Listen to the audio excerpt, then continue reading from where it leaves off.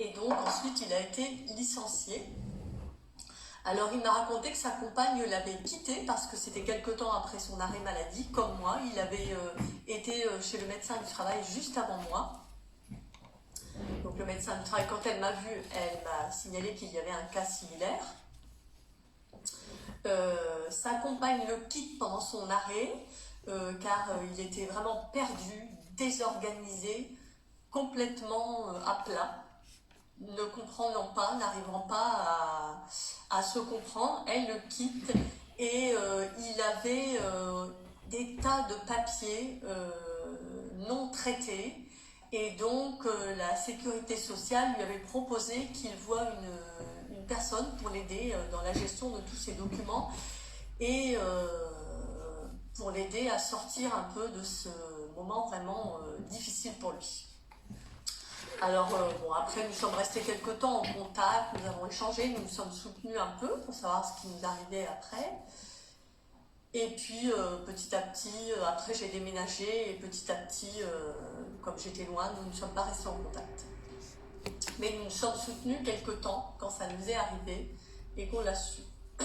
Alors ensuite j'ai rencontré d'autres personnes en burn-out sur des groupes de burn-out sur Facebook, notamment deux personnes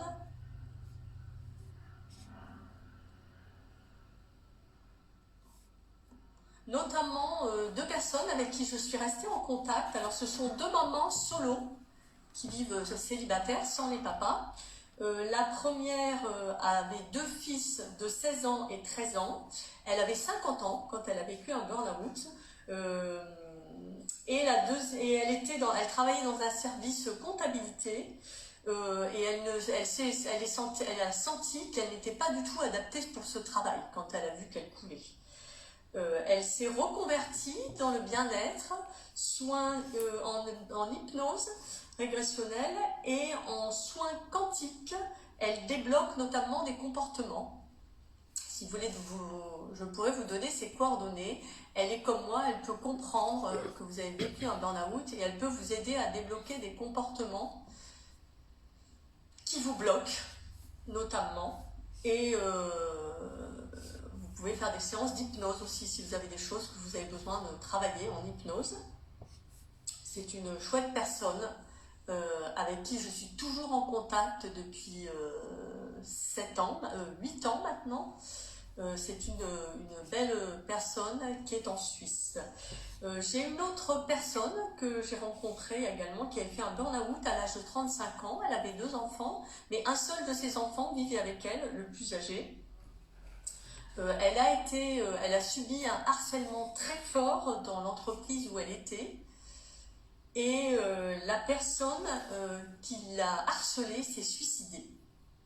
Alors c'est quelque chose d'assez tragique et c'est quelque chose dont je pense qu'on n'aime pas trop reparler, se souvenir, une fois qu'on est reconstruit. Alors elles ont surmonté avec beaucoup de courage, elles ont eu beaucoup de symptômes physiques très difficiles.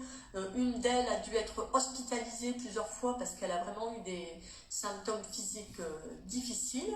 Et l'autre a eu des difficultés à marcher. Donc elle a cherché à se faire aider, contrôler, accompagner, trouver des techniques naturelles pour essayer de pouvoir surmonter ça avec courage. Et donc elles ont réussi à surmonter toutes les deux. Et c'est quelque chose qui, je trouve que ce sont de chouettes femmes de cœur qui ont réussi à surmonter avec force et courage, bien qu'elles étaient seules, sans compagnon, pour les soutenir. Donc je pense que c'est quelque chose qui est difficile. Alors ensuite, je vais vous parler de quelques-unes, excusez-moi, de mes accompagnées. Alors nous avons une première femme qui a vécu un burn-out familial. Elle avait 30 ans. Elle était séparée du papa des enfants qui avaient 5 ans et 15 mois. Donc des enfants quand même en bas âge, assez jeunes. Elle vit son burn-out pendant son congé maternité. Elle vit beaucoup de crises d'angoisse à répétition, ce qui est assez difficile. Elle a beaucoup d'appréhension, de crainte pour faire certaines choses. Et ensuite, bien qu'ils soient séparés, elle a des difficultés avec le papa pour la garde des enfants, pour quand voir les enfants. il est reparti dans une région qu'ils avaient quittée ensemble, donc s'organiser pour emmener les enfants pour qu'ils puissent les voir. Elle a été très peu soutenue par le papa pendant la grossesse et elle était épuisée à la fin de la grossesse car elle était obligée de tellement en faire, bien qu'elle ait quelqu'un qui vive avec elle, il n'arrivait pas à l'aider, à la soutenir. Et parfois, en fin de journée, il lui arrivait d'avoir des pleurs de fatigue en fin de journée. Est-ce que ça vous est arrivé d'avoir des pleurs de fatigue en fin de journée, envie de pleurer, tellement vous êtes fatigué, épuisé? Et ensuite, le papa n'aidait pas beaucoup dans les débuts avec le deuxième enfant. Et les choses du quotidien étaient devenues difficiles. Elle avait perdu de sa joie de vivre, elle vivait de la colère, de la tristesse, elle se sentait coupable, seule. Et puis, elle se trouvait dans l'appartement où elle vivait avec cette personne, et donc c'était difficile de se réapproprier le lieu. Alors, elle a retrouvé sa joie de vivre, plus de sérénité, et elle a réussi à gérer ses émotions. Alors ça, c'est ma plus belle récompense, qu'elle ait retrouvé sa joie de vivre, son rire, son humour, et de la voir s'épanouir de jour en jour, oser faire des choses aussi bien sur son style, oser dire des choses, oser faire des choses, oser aller faire certaines choses qu'elle n'osait pas. Et elle me dit que je l'ai aidée à voir les choses de façon positive, mais en fait, je pense qu'elle a retrouvé sa vision positive qu'elle avait au fond d'elle.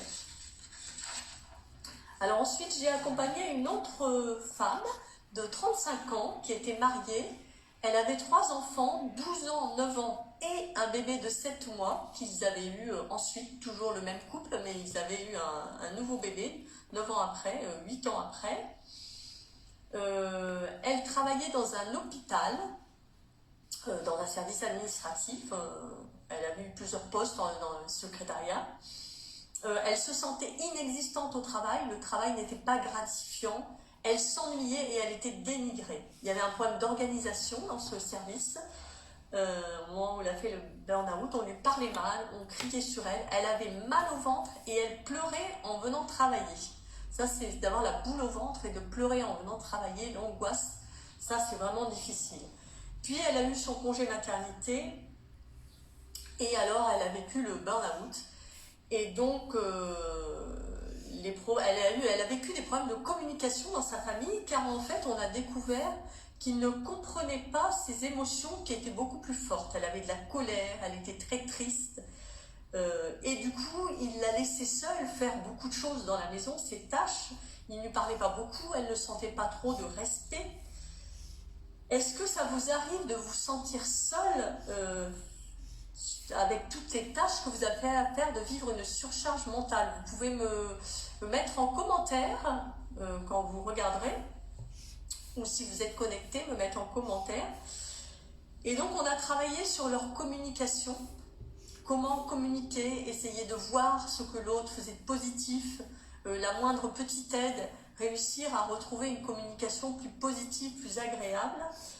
On a travaillé sur ses émotions, elle a réussi à mettre des mots sur ses émotions, elle m'a dit ses besoins, on a travaillé sur ses blessures, ses inquiétudes, ses peurs, et prendre du temps seul pour traverser ses émotions. Elle a retrouvé une joie de vivre, sa joie et la connexion avec la nature et avec sa famille, et ça c'est un vrai bonheur, une gratitude pour moi d'avoir réussi à maintenir leur communication et qu'elle ait retrouvé sa connexion avec la nature. Excusez-moi, je bois un peu. Attendez, excusez-moi parce que je sors de la Covid et il me reste une petite toux, un petit rhume.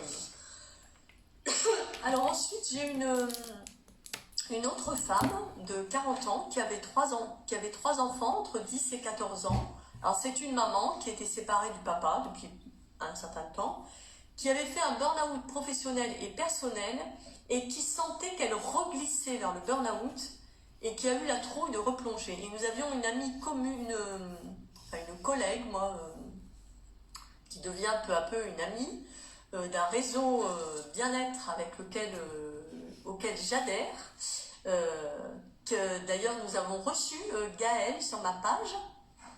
Elle a également vécu un burn-out et puis d'autres difficultés de santé.